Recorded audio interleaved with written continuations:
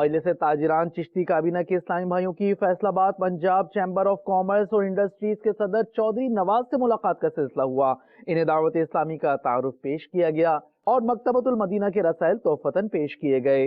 इस मौके पर चौधरी नवाज ने मदनी चैनल को अपने तासुरात भी दिए।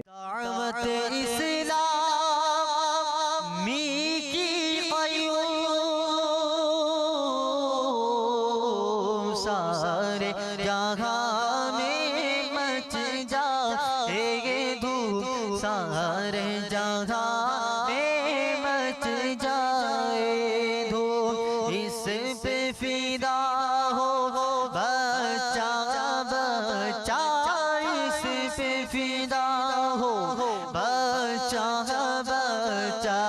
या अल्लाह मेरी झोली भर दे, या अल्लाह मेरी झोली भर दे। इसमें जो सबसे अच्छी मुझे चीज़ लगी है जी, ये बिल्कुल कोई ऐड नहीं आती, ख़वातीन की तस्वीर नहीं आती।